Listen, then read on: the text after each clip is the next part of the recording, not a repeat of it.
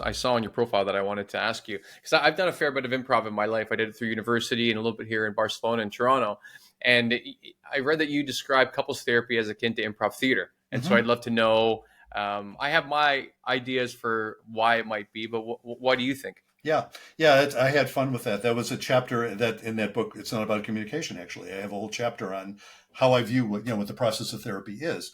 The reason I say it's like improv, the first session is sort of like how when you do improv, and you've already told me you've done a lot more than I have. I've played with it once or twice, but you've actually done a lot. I have actually several of our kids were heavily into theater, and they did a lot of improv, so I learned about it that way. Any improv, sketch has to start with some kind of setup. There's a premise that you start with, and then you play with it, and then from that point on, it's all yes and right. That's the one rule of improv, as I understand it, is yes and, which is to say, Yeah. anything somebody throws at you, you don't say no, we're not going that way, we're going this way. You don't deny it. You say absolutely, and then you add something maybe even sillier to that. Who knows? And that's what makes it funny or not, but that's how it goes. When you start off in couples therapy, the first session is basically the premise. I explain to people my favorite way of structuring things, thinking about stability and intimacy as both being important, and they involve different needs and different skills. I have a lot of stuff I like to cover in the first session. I do a family diagram, I get a lot of background information. But then once we get going into whatever it is that they're there to try and figure out, it's much more like improv, where the job of the therapist initially is to be probably the only one in the room who's capable of being yes and. Because I'll hear whatever I hear, and I will assume, the way you do an improv, I will assume whatever it is meaningful. It may sound like, wow, the other person's saying the opposite of that, but each person is saying something that's their understanding at the moment. Let's follow that up. It starts with that basic assumption that neither one of them is crazy. They're probably not crazy. It's every once in a great while I'll meet a couple where somebody is like having a psychotic break or something. All right, they're crazy. Right. But usually they're not. They're not crazy. They may be hurt and angry and all sorts of things, but they're not nuts. So if they have an understanding, it's based on something.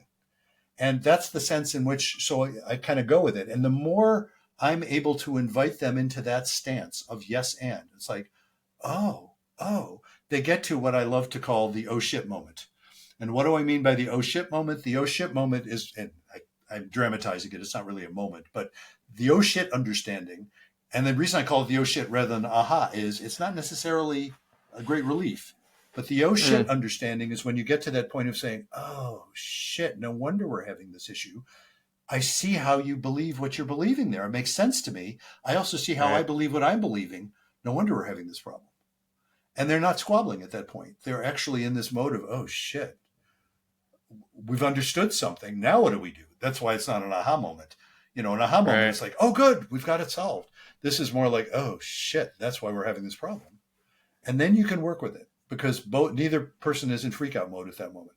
They're thinking, oh, shit, now I wonder if there's a way through this. And when they can get to there and not have any foregone conclusions about, oh, that means we have to split up or that means we can stay together, whatever. If they just get to that place and say, wow, where does this go? Then they can actually hear themselves in each other. And that's when transformation happens. That's great. Because, the yes and, there's an exercise improv actually that, anyone sitting in a group can try it.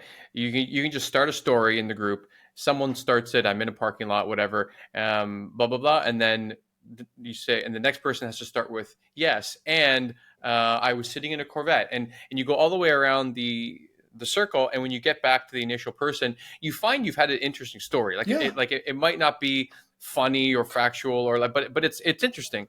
And if you do that same exercise, but every person goes no but, and then they start the sentence, it's chaotic. It doesn't make any sense. There's obviously no flow. It's like dead. You kind of don't even want to go the full way around the circle because it's such a mess. Yeah. And so I imagine you probably see some therapeutic version of that with some of your couples where one of the partners is kind of immovable and they're unwilling to take okay, yes, and you feel hurt because of this, they're like, well, no, you shouldn't feel like that. And Exactly. I Yeah. can imagine your face is like, you probably have an oh shit moment when you see that, because you're like, this is going to be a tough couple. Yeah, well, my job is even to understand where they're coming from, that they're in such a closed position, which they often, Mm, it's amazing what offering understanding can often do, not always, I get that, but often yeah. can do of sort of softening someone's categories. It is interesting. I actually have participated in, I think we even had a podcast guest we did this with, where it's a version of that story where you add one word. So you just go Okay. around the room and each person adds literally just one word, sometimes and or the. But Right. it makes for a very interesting story because it's completely unpredictable. You never know, it's no story that any individual in there would have come up with on their own. Yeah. A lot of those improv games are Yeah. really great. And So see, that's yeah. that's what therapy is. A conversation with a therapist. And well, it was always funny back in the days when I used to accept insurance, and one of the things insurance companies often want you to do is a treatment plan. And I Mm, would say, well, the only problem with doing a treatment plan for couples therapy is it's not treatment and it's not planned. Anything right. other than that, it's fine. Sure, I can do a treatment plan. If treatment plan is we'll have these conversations and I hope it makes them better. I mean, that's not going to convince an insurance company very much. I understand that. But Right. it's not about that. It's much more about the sense of a conversation that none of us, including me, would have thought of until we all participated in it. Yeah. Yeah. Collaboration, I think, is the biggest part. If there's one part of the equation, like again, in any, I'm not just talking marriage or romantic relationship, any relationship. Mm-hmm. If one person is saying, I feel hurt because you've done this to me, and the other person's like, well, you shouldn't feel like that.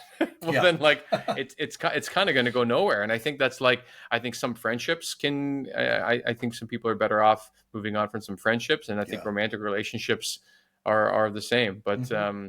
anyhow, thank you very much for being here. I really enjoyed all your perspectives on especially getting someone to therapy who doesn't want to go, and then getting into betrayal and rebuilding trust. Some of which I'm definitely going to journal about tomorrow for some things that I want to forgive and move on from, and I think that'll help.